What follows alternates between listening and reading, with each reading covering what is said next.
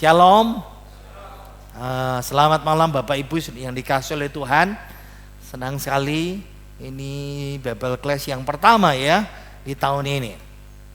Kita masih di kitab Yosua, kita seri yang ke-38. Ingat lagi kata kuncinya apa? Kepemilikan, possession. Kepemilikan dari tanah Kanaan.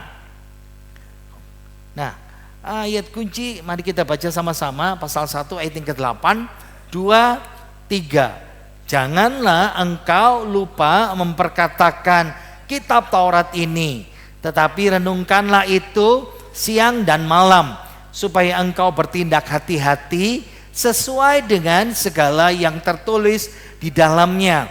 Sebab dengan demikian perjalananmu akan berhasil dan engkau akan beruntung. Amin. Nah, ini pasal 1 saudara ya. Ini pasal 1 dan kita sekarang ada di pasal yang ke-19. Coba pikirkan ya. Engkau harus taat dulu, jangan lupa memperkatakan kitab Taurat ini, renungkan, maka perjalananmu akan berhasil dan engkau akan beruntung. Saya rasa ini digenapi betul-betul ya, firman Tuhan ini digenapi betul-betul karena mereka sekarang membagi dan memiliki tanah Kanaan itu, dan ini persis suku yang terakhir yang dapat. Ya. Dimulai yang di seberang Sungai Yordan ini Kaleb dulu senior ya. Lalu Yehuda, Yusuf, Benyamin, Simeon, Sibulon, Isakar, Asher, Naftali, lalu yang terakhir ini suku Dan. Sebetulnya ada satu lagi dibuka sama Kaleb, berarti ditutup sama Yosua. Yosua dapat minggu depan kita belajar seperti itu.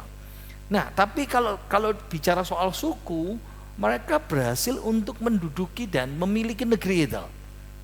Ayat pasal 19 ayat yang ke-40, 2, 3. Bagi suku Dan menurut kaum-kaum mereka keluarlah undian yang ke-7. Nah, hari ini bagian suku yang terakhir kali dapat adalah suku Dan. Nah, kalau dalam urutan ini anak-anak yang nomor 5 ya. Kalau dilihat di mana tempatnya, ini wilayah suku Dan, ya, tanah warisan di sana. Undian suku berikutnya setelah Naftali itu suku Dan, sama ya, tidak ikut urutan kelahiran, Sebulon, Isakar, Asher, Naftali dan terakhir Dan. Mereka tidak ikut urutan seperti ini. Ingat, kalau kita mau bicara wilayah suku Dan, kita belajar dari nenek moyangnya dulu. Dan itu siapa? Putra pertama dari Bilha. Bilha itu siapa? Budaknya Rahel, ya toh. Dan itu adalah kakaknya Naftali. Bilha punya 2 anak, Naftali dan Dan suku ini mendapat bagian berkat yang paling akhir. Nah, kalau bahasa Jawa kita paling kancrit ya, paling di belakang sekali. Nah, ketika Rahel mendengar Dan lahir, ingat ya, bukan dari kandungannya Rahel, tapi dari kandungannya si Bilha budaknya. Tapi karena budak itu milik dia, makanya Dan itu dianggap sebagai anaknya dia. Kejadian pasal 30 ayat yang ke-6 kita baca, 2, 3. Berkatalah Rahel, Allah telah memberikan keadilan kepadaku, juga telah didengarkannya permohonanku, dan diberikannya kepadaku seorang anak laki-laki. Itulah sebabnya ia menamai anak itu Dan. Nah, kalau kita dengar kata Dan itu dandani. Nah, bahasa Ibrani ya, bisa berarti hakim atau keadilan, atau yang mengadili. Nah, makanya Allah telah memberi keadilan, Allah telah memberi penghakiman kepadaku, dalam bahasa Inggris ya, dikatakan seperti itu. Jadi dari sini kita bisa lihat, oh, Dan itu berarti artinya bisa keadilan tapi bisa hakim, idenya seperti itu. Yang paling menyulitkan saya ketika saya cari silsilahnya Dan, tidak ketemu. Ya, buku banyak, saya cari semua ensiklopedi, saya hanya ketemu satu saja. Dibaca kitab semuanya, dan catatannya ya, dan Bapak Dan ini kemungkinannya dia hanya punya satu anak. Kita lihat Kejadian 46 ayat yang ke-23. Kita baca 23. Anak Dan ialah Husim. Tapi kalau dalam bilangan 26 ayat 42, 23. Inilah Bani Dan menurut kaum mereka, dari Suham, kaum orang Suham. Itulah kaum-kaum Dan menurut kaum mereka. Ingat, Husim itu nama lain daripada Suham. Suham itu sama seperti Husin. Berarti Kejadian sama bilangan itu sama persis. Berarti anaknya cuma satu. Wow, saya pikir, nah biasanya kalau mau lihat silsilahnya, kalau mau lihat silsilah, kitab yang paling tidak disukai orang Kristen kalau baca Alkitab. Kitab apa? Kitab Tawarikh. Ini memperanakan ini memperanakan ini memperanakan ini. Saudara pasti baca kan? Saudara bingung, buat apa belajar itu? Nah dari situ kita belajar silsilah.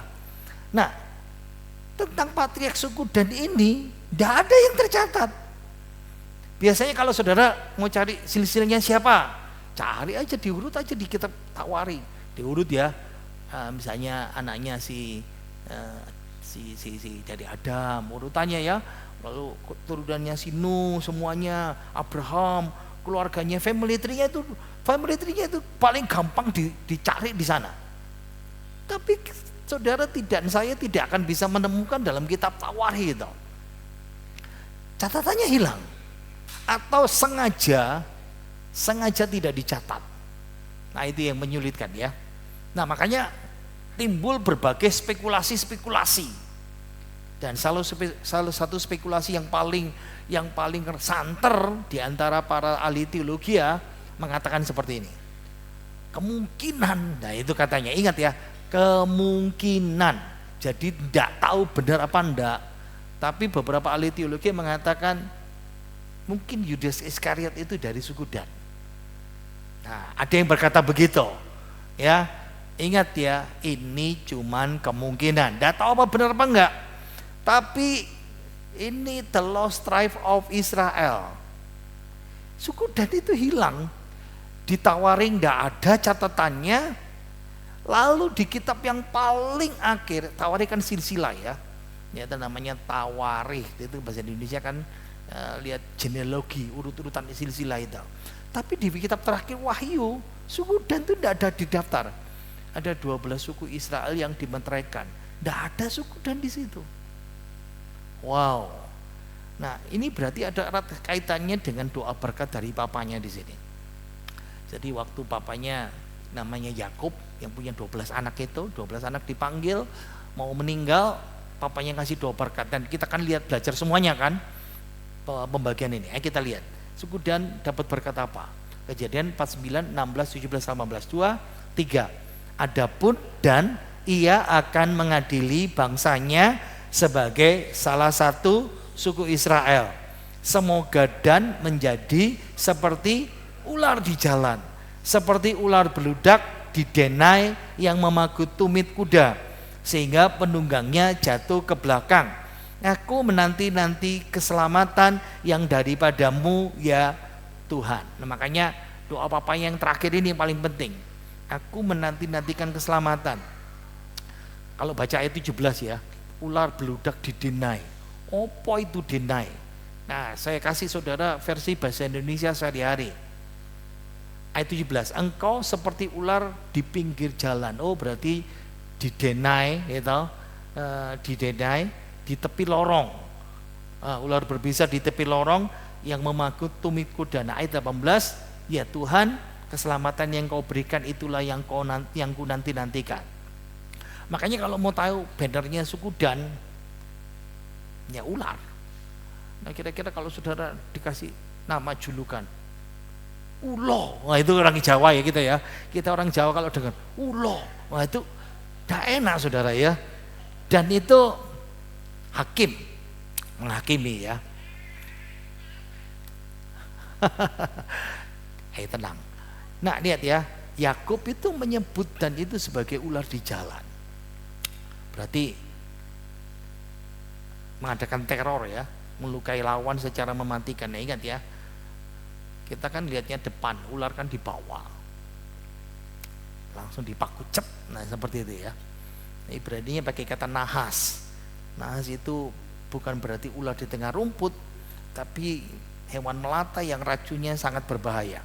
Nah saya melihat ada dua sisi. Jadi doa berkat ini ada dua sisi ya. Kalau ular berarti buat musuh. Sisi pertama, suku Dan itu musuh yang sangat berbahaya bagi musuh-musuhnya. Nah, nanti saya jelaskan berikut ini ya. Dan di kemudian hari memang digenapi. Menakutkan sekali. Tapi memang mereka dapat tanah wilayah lalu mereka bergerak utara. Nanti saya jelaskan. Tapi saya mau jelaskan ini yang pertama dulu ya. Bagi musuhnya dia sangat berbahaya dan disuruh jadi hakim. Kata papanya, siapa itu? Simson. Jadi dari sini kita tahu ya, Simson itu hakim dari suku Dan. Wow, kebetulan minggu lalu baru selesai. Ya, bacanya memang baca Alkitabnya ngebut saudara ya.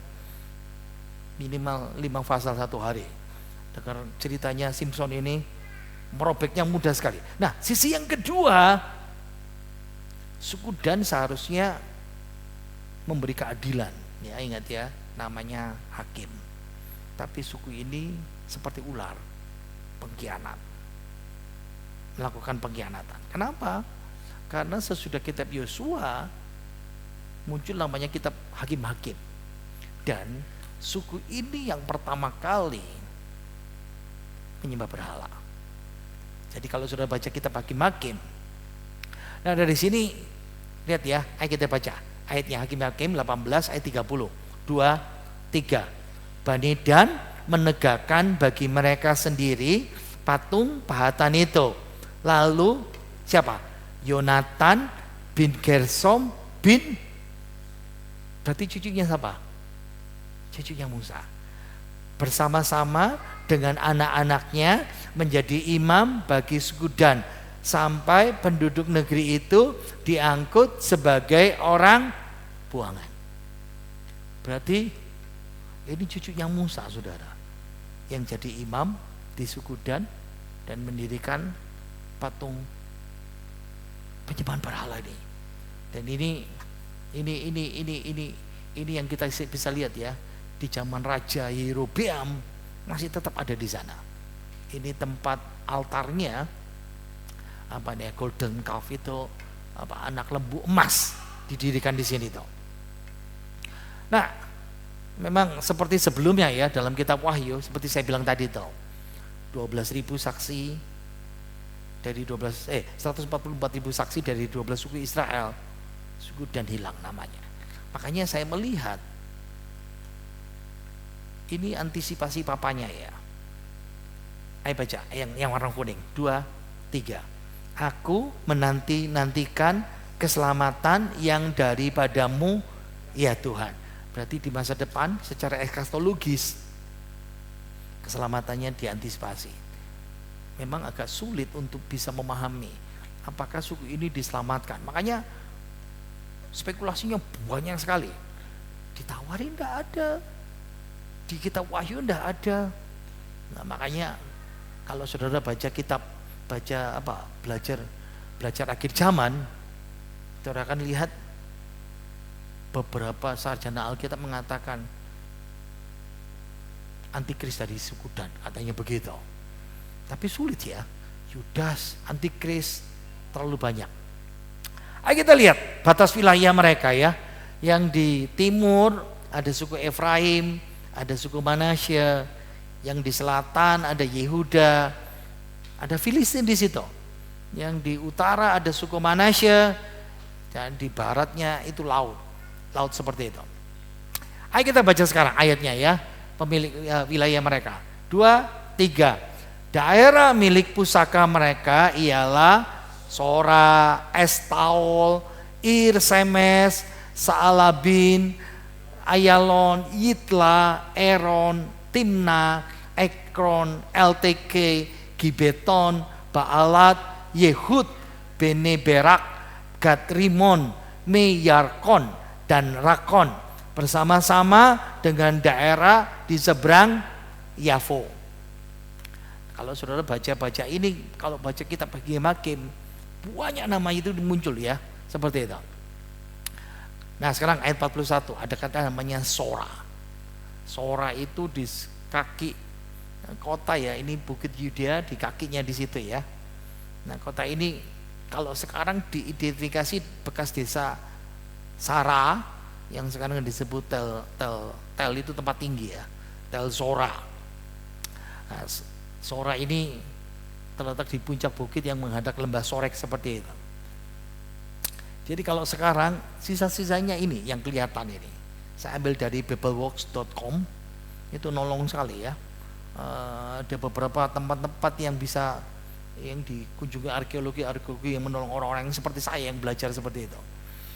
Ya kira-kira 350 meter ya di atas permukaan air laut, dan 23 km dari sebelah barat Yerusalem dekat Nahal Sorek. Nah ini namanya Tel Armana Letters atau surat Tel Armana ya, abad ke-14 sebelum Masehi. Sora itu disebutkan di sini. Ini kalau sudah lihat kan huruf-huruf paku ya.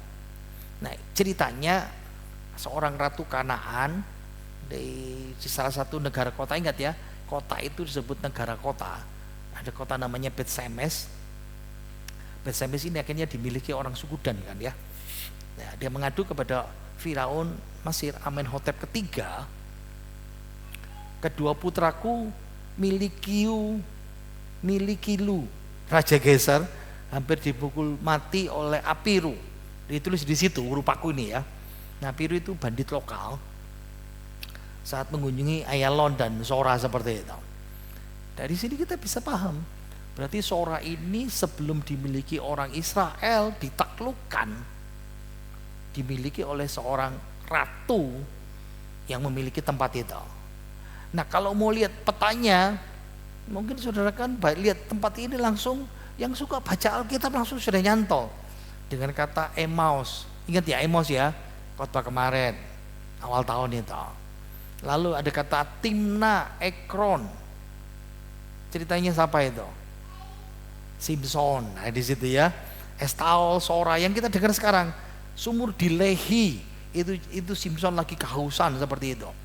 Nah Bet-Semes itu nanti ceritanya ketika tabut perjanjian dirampas pada zamannya anaknya Eli yang dirampas itu, lalu dibawa pulang dikembalikan lewat Bet-Semes, dan banyak orang yang ngintip dalamnya tabut itu, lalu banyak yang mati. Saya juga sudah sedikit bingung ya, kenapa Tuhan begitu keras seperti itu. Pelan-pelan ya, nanti saya terangkan seperti itu. Oke. Nah Sora itu disebutkan dalam jatahnya, ini jatahnya suku Yehuda, tapi terletak di perbatasan suku Dan. Tapi dari kisah di Dan ini, pembagian suku wilayah Dan, oh berarti diberikan kepada suku Dan. Sora itu kelihatan ya. Dari Alkitab kita tahu Simpson yang terkenal itu lahir di sini dan dimakamkan di sini.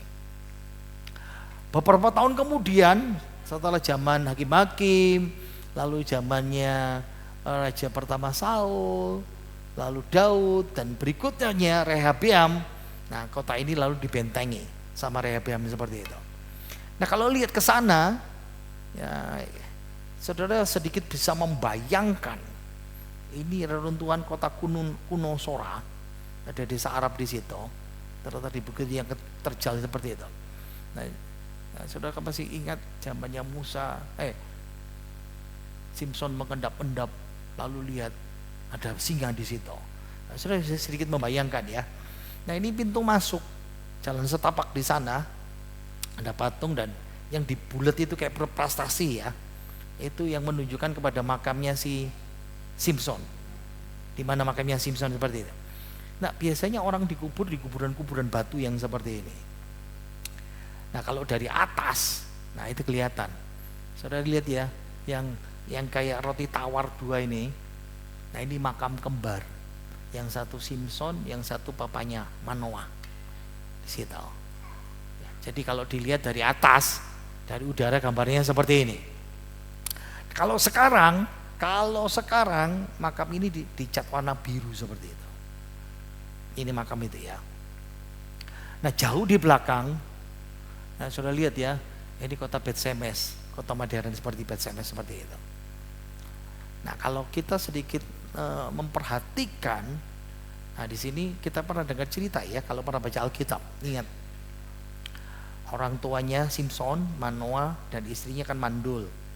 Lalu mereka didatangin malaikat dan mereka nggak tahu itu malaikat. Ingat ya, malaikat itu nggak selalu bersayap seperti khotbah saya kapan hari Natal. Ini malaikat itu rupa manusia, kebanyakan malaikat itu gambarnya rupanya manusia ya. Lalu ditanya ngomong-ngomong, nah, lalu berikan mesbah. Nah mesbahnya di sana ingat, Musa kan ngajarin dalam kitab Taurat ya, mesbah itu tidak boleh dari batu berpahat. Tapi di hakim-hakim orang Israel melawan firman Tuhan, mempersembahkan di batu pahat, batu yang sengaja dibuat.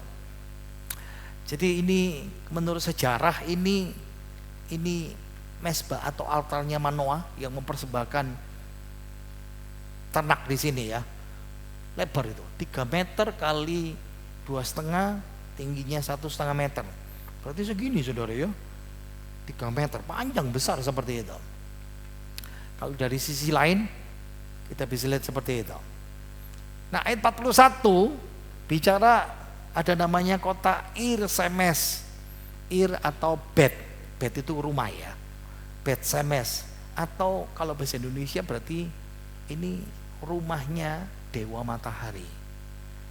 Berarti kita bisa tahu, ingat ya, Musa kan bilang kamu akan mendiami negeri, kamu akan memiliki ladang, kamu akan mendiami kota berbenteng-benteng yang tidak kau bangun. Kan mereka dapat tempat itu ya. Dan kota itu namanya Ir-Shemesh. Berarti di tempat ini, kota Bet-Shemesh ini terkenal sekali dengan penyembahan kepada Dewa Matahari. Lalu setelah saya melihat pembagian kepada suku Lewi, ingat ya, suku Lewi itu disebar ke 46 kota, 48 kota di seluruh 12 suku. Dan di suku Dan ternyata Bet-Shemesh itu diberikan kepada suku Lewi. Baru saya nyantol. Oh, berarti di Bet-Shemesh itu tempat penyembahan Dewa Matahari diberikan kepada suku Dan, tapi yang mendiami adalah suku Lewi, supaya suku Lewi mulai bisa mengajar orang-orang Israel. Tapi karena orang Israel tidak mau memperhatikan, tidak mau mendengarkan, makanya orang Lewi di Bet-Shemesh lalu mereka kerja dunia. Baru saya nyantol. Oh, jadi ketika Tuhan menghukum 5 kota orang Filistin dengan borok-borok dan hama, lalu tabut itu dibawa naik gerobak masuk sampai ke kota Bet-Shemesh. Orang Israel senang, gerobaknya dibongkar, anak lembunya dipotong, dipersembahkan. Ya karena mereka imam. Tapi ada orang-orang yang kepo. Nah ini, kepo yang membawa mati. Kepingin ngintip tabut, dihukum mati. Lalu saya berpikir apakah Tuhan kejam? Saya mulai mikir, loh itu kota orang Lewi. Seharusnya mereka tahu itu nggak boleh. Tapi kenapa dilakukan? Baru nyantol sekarang. Oh ya sudah. Oke, Bet-Shemesh itu kota penting dalam Alkitab selama periode Kanaan ya, dan Israel. Karena ini kota perbatasan yang terletak di titik pertemuan 3 peradaban. Ada orang Kanaan, ada orang Israel, tapi juga ada orang Filistin. Nah, Bet-Shemesh ini seperti saya bilang tadi itu ya, tabut perjanjian dikembalikan kepada orang Filistin, dikembalikan oleh orang Filistin seperti itu. Jadi kalau kita melihat Memang kita tidak bisa mempelajari apa namanya arkeologi. Ini 66 slide hari ini. Biasanya cuma 50 saja ya. Saya potong-potong ini. Jadi kalau mau lihat Beth Semes di modern di sana, ini di rumahnya Mossad Yishi seperti itu. Lembah Ayalon, klip, save, jangan lupa. Ya, kita sekarang mau lihat Lembah Ayalon. Kita pernah nonton ini, tapi kita kita mau lihat lagi ya klipnya.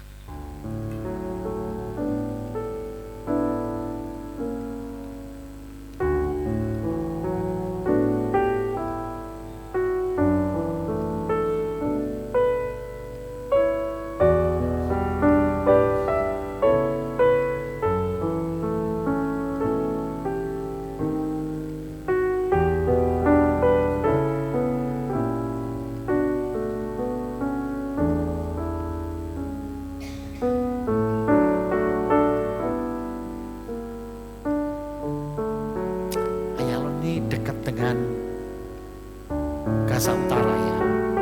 Jadi persis di perbatasan berapa puluh meter, belasan meter yang dekat apa namanya? Perang yang di Gaza sekarang, Gaza bagian utara.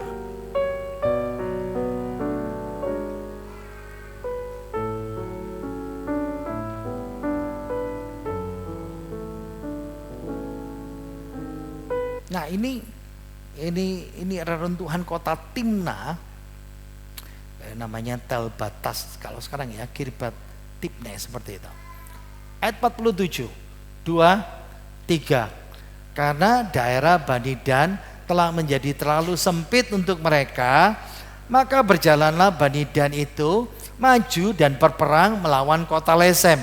Mereka merebutnya, memarang penduduknya dengan mata pedang dan mendudukinya. Lalu menetaplah mereka di sana dan menamai Lesem itu Dan, menurut nama Dan, bapak leluhur mereka.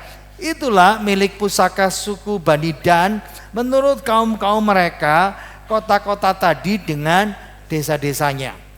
Nah, pelan-pelan untuk ngerti ayat 47, 48, makanya saya terangkan tadi yang pertama. Nih, pemukiman pertama waktu pembagian. Jadi waktu pembagian dengan Yosua, wilayah yang disebutkan ayat-ayat yang kita dengar tadi itu di sini. Lihat ya, di selatan ada Filistin, ada Kanaan juga, ada Yehuda di situ. Nah, karena didesak, lihat ya, yang di sana, karena didesak yang di sana dari pegunungan orang Amori, di baratnya ada orang Filistin, ada pelaut di situ juga di situ. Nah, orang Dan lalu pindah di sini. Pindah ke utara, cari pemukiman baru. Nah, pergi ke kota namanya Lesem. Di tempatnya sih suku Naftali. Di sini mereka pindah. Jadi tidak semua. Sebagian pindah ke utara. Kok bisa tidak semua? Karena kita tahu cerita ada Simson. Simson tinggal di Sora, lahir di Sora. Jadi dari sini kita paham, berarti ada separuh kira-kira ya, sebagian orang suku Dan pindah ke utara di sini, pindah di kota Lesem itu. Nah, kalau mau lihat gerbang kota di Kanaan di Lesem, nah ini jadi kota Dan ya. Dia bangun abad ke-18 sebelum Masehi. Ini gapura tertua yang masih ada di dunia. Jadi kalau kita lihat ya, dan nah tadi itu yang saya tunjukkan sama saudara, masih ada reruntuhannya. Ini bekas tempat Yerobeam mendirikan tempat ibadah. Nah, saudara lihat di sini ya, ini kerangka besi, dari sini ada tanduk-tanduk. Jadi bikin mesbah di sini. Kenapa? Karena mereka menyembah anak lembu emas, ada di situ. Dan ini yang membuat mereka dihukum sama Tuhan. Nah, kalau melihat orang Israel, nah zamannya suku Dan memiliki tempat ini gerbangnya mereka di zaman besi ya, dibangun di zaman Rahab. Dari situ ada peribahasa di Alkitab, dari Dan sampai Beersheba. Dari sini kita bisa paham perbatasan praktis dari Dan di utara sampai di Beersheba di bagian selatan. Dari sini kita bisa sedikit paham ya dari Alkitab itu. Oke, jadi mereka pindah ke Lesem, kota Dan di utara. Di satu sisi memang didesak, ya, bangsa Amori dari Filistin, bangsa pelaut. Kenapa? Karena suku Dan gagal menaklukkan seluruh wilayahnya itu. Saya mulai berpikir, oh tentaranya mungkin sedikit. Ya tentaranya kecil, wilayahnya kecil, harus pindah karena kalah banyak ya. Ternyata dugaan saya salah.